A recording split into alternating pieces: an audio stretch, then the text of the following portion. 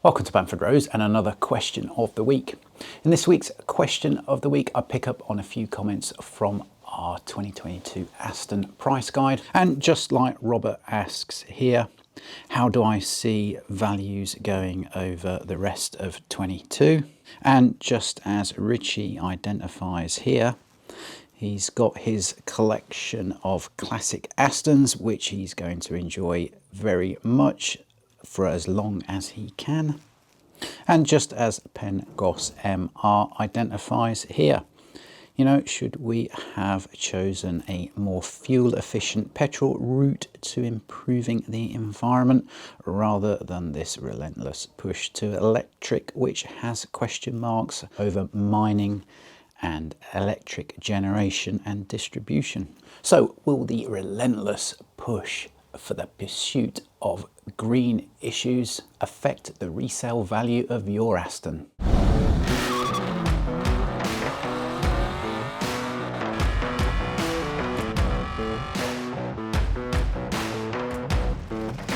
So this is a car channel, and unfortunately I can't answer this question without delving into politics. But let's quickly dip our toe and quickly get out of it.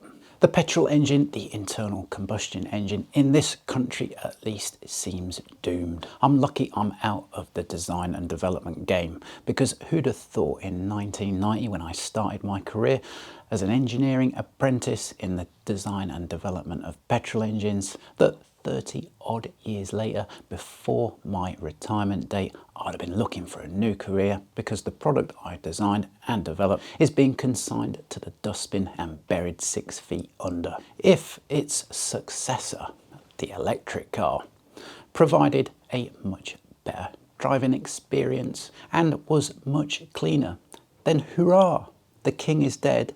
Long live the king. But due to pollution caused by mining for lithium, the construction of the electric car, that whole manufacturing process, the power generation and the power distribution to get the cars working when they're out in the field, whether that's any better than a petrol engine. Look, let's say the new emissions standard given to automakers to pass was something like, we don't care what weight your car is, we don't care what it's used for, you have to achieve an emission standard and you have to achieve no less than 50 mpg. Is that electric car route better than what that fuel efficient petrol engine route would be? The likes of us will never know the answer to that, because the agenda has already been set, meaning there's little point being activist to try and change it. And the best thing that we can do, enjoying the petrol engine before it's consigned to the museum, is to turn ourselves into weapons of mass petrol consumption. Have one car, fleet of cars, fleet of motorbikes, aeroplane, just burn as much fuel as possible and enjoy what the internal combustion engine can give to us, which the electric never can. This is the total theatre of the experience. Have you ever watched an electric e-Formula race? Have you ever seen a TT0 bike whiz round the TT circuit? I have. One year I went to the Isle of Man, hurriedly got myself to the bottom of Bray Hill, paid the dear old lady whose garden I sat in a donation to a charity, and sat behind the wall where the TV cameras are at the bottom of Bray Hill. Superbikes, sidecars, when anything roars past that corner, you can hear it coming and the sound is awesome. As it passes you, you almost get this pressure wave of sound hit you. Then you're left with the smell of the internal combustion engine, and if it was two-stroke that went past, even better. As the bike carries on past Aggo's Leap, you can hear wafts of sound, almost like a Spitfire, just in the distance, come in and then go away, come in, go away. And even after 30 seconds after the bike has passed you, you'll hear that sound, look at your mate and smile, because the sound of it when it's gone is as exciting as when it was coming to you and when it passed you.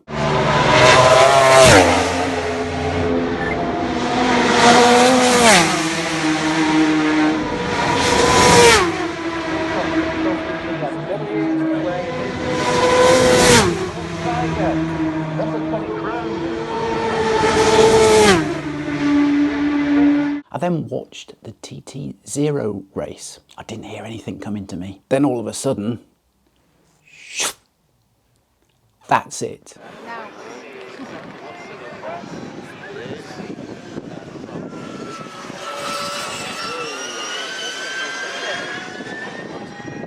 After watching 2 or 3 bikes go past with their swoosh, that's enough. Absolutely boring. And that's a similar sort of comment to customers that I have that have an electric car. They might have a very powerful Tesla. It suits their tax return to have that as a company car, and their journey into work means they don't get stuck with any charging issues.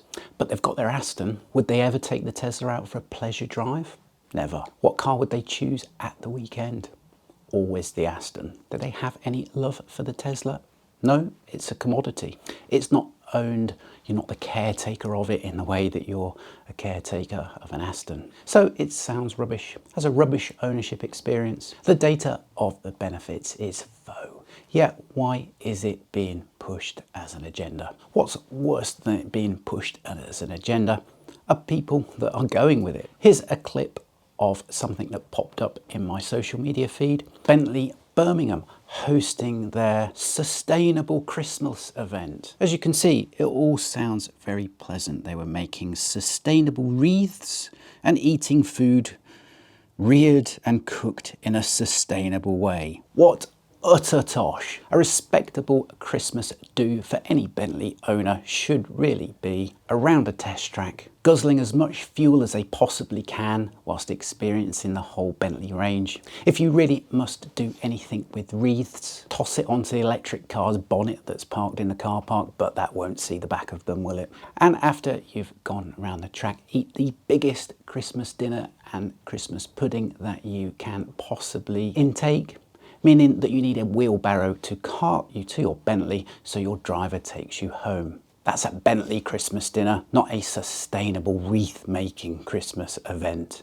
That boils my blood just as much as those pathetic green stripes that we see on the rear reg plates of those damned electric cars. Here's Grant Shapps, our illustrious Transport Minister, talking about the green stripes on electric cars. It's commented, "There are some benefits to having a green stripe on your registration plate, but whilst they're not a legal requirement, they are advisable for those with EVs. Government UK mentions that as part of the government's plans to achieve net zero emissions by 2050, drivers will be encouraged to make the switch to electric vehicles through the introduction of green number plates. The plates will make it easier for cars to be identified as zero-emission vehicles, helping local authorities design and put in place new policies to incentivise people to own and drive them." There's the good old divide and conquer on the back of your registration plate. It's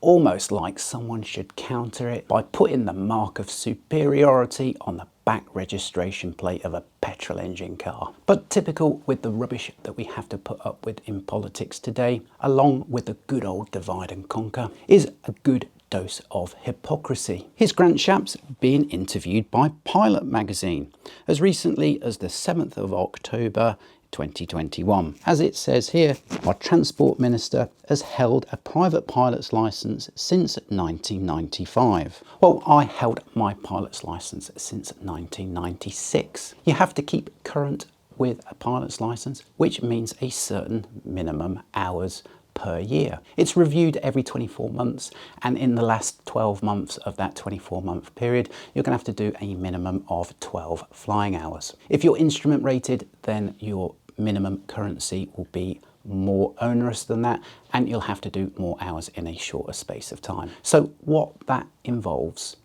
is flying just to build hours. Everyone in the flying game at some point is going to have to do this, because for whatever reason they wouldn't have put in as many hours as they needed to stay current by flying for leisure purposes alone. In the flying world, it's called the bacon butty run. This is where you pick an airfield. Le Turquet in France is good, Caen is good. A few hours flying there, a few hours flying back to build hours. It's called the bacon butty run because essentially for all the fuel that you've guzzled in your light aircraft, that's all you've done. You've flown somewhere to drink a coffee, eat a bacon sarnie, fly back home. So here's the hypocrisy. Our Transport Secretary will guzzle copious amounts of 100 octane low lead fuel in his little light aircraft, but then stick green stripes on the back of cars to promote a culture in promotion of the green electric agenda. But just like the brick phones of the 90s had to start from somewhere to get to the intelligent smartphones we have today, is going to electric that first stepstone to get to that end game? What is that end game? Now, in previous years when I was in car design and development, there used to be a certain amount of lobbying that each car company would do to departments of transport to inform and understand what the next emissions level needed to be, what the next crash standard needed to be. You get some smart Alex come along, typically back in the day it was Lexus. They would pass an emissions level that everyone else was saying couldn't be done, and because they could achieve it, that became the standard. So it was a joint effort, but the emissions standard, the crash standards, certainly weren't designed from the top level and passed down to the industry. Why is there a relentless desire for autonomous driving? The R&D spend for autonomous driving has to be colossal. So it's not done solely by the automakers. Answering the question of why is there the desire for autonomous is important, because we can backtrack from that to the brick phone of the 90s. Now, don't get me wrong, I'm no conspiracist. I just want to understand what's going on, just so I can navigate my way through the short term to make sure I am a weapon of mass petrol consumption. If the car is fully autonomous, then the journey is controlled. The journey is approved. Approved journeys will be going to work, where you'd pay for the journey on the spot. And because of the love of big business, then they'd know where you worked, how long you worked for, how much you were paid, and probably deduct your tax at the same time as taking your credits for your journey cost from you. There won't be any trips for leisure. Now, this is important to understand, because to achieve an autonomously driven car, there will never ever be a space, a road shared between a conventionally human-driven car and an autonomous car. The data exchange between the places managing the trip of the autonomous car could never cope with the unknown disruption of how a manually driven car would behave. So if autonomous cars are wanted, then there must be no manually driven cars on the road. A level of automation the system could do without worrying about is the control of a combustion engine. The control of a combustion engine has to worry about lots of things. The engine performance, the acceleration rate of the car in different ambience, across different fuels. Many factors affect how fast the internal combustion engine car accelerates. And because autonomously driven cars are difficult enough anyway, then if you take the difficult control of the petrol engine out of the autonomous car and put an electric motor in, well, all you have to worry about then is a certain voltage equals a certain acceleration rate equals a certain speed, without any of the variability factors that an internal combustion engine would present. So that brings us down another level. We have to get rid of the petrol engine. So let's blame all the environment's issues on the petrol engine. Forget things like, as a country, we import 90% of our textiles, our clothing, and industries like that pollute far more than personal use of cars. Know that there's going to be mass reluctance to go to the electric car.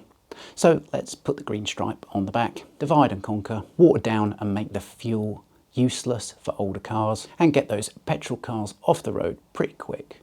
So everything's electric, so everything can go autonomous. They'll say the autonomous car is there for road safety, but with things like smart motorways killing people, they're good at causing the problems and identifying the solutions. As I said earlier, that whole scenario is pretty dystopian, and I have no interest in thinking about it, operating within it, because before that is all introduced, I should have a lifetime's worth of memories burning petrol in the internal combustion engine whilst sat in the old people's home watching the dystopia on the TV. So back to the question in hand, which is, over the short term, how do I see values going? I think most people know by now that the naturally aspirated, large displacement, manual gearbox car is a thing of the past. Those cars are built, there won't be any new ones built, so they're in decline in terms of the numbers that are available, whilst there are people scrabbling to buy them. I don't think anything in terms of fuel availability, taxation, or anything like that will change us in the short term, 2, 3, 5 years. So I'd guess in that period, up to 5 years, they'll carry on rising and peak. Then we're into the unknown. Despite the protest, will they just be taxed off certain roads, taxed heavily on the consumption of fuel, causing people to not use them? The demand is less and they drop in price. Or in 5 years, will we have realised that the electric route isn't right, isn't correct, isn't any greener, isn't any more efficient, and certain makers, often European, which continue making petrol engines, are going to be set up for the future, where companies that have stopped or stopping making petrol engines will be in big trouble. Emission standards will never go back, so you will never ever get large displacement manual naturally aspirated cars ever again. So greater than 5 years, I do think these cars will still be on the rise. So opposite to Bentley's sustainable Christmas meal, let's all celebrate petrol. And rather than feel demonized for enjoying your pursuit, turn yourself into a weapon of mass petrol consumption. But what's your outlook on the situation? Really interested to read your comments. Click us a like, subscribe to the channel, and so long as my entrance to work isn't barricaded by people gluing themselves to the tarmac, we'll see you on the next question of the week.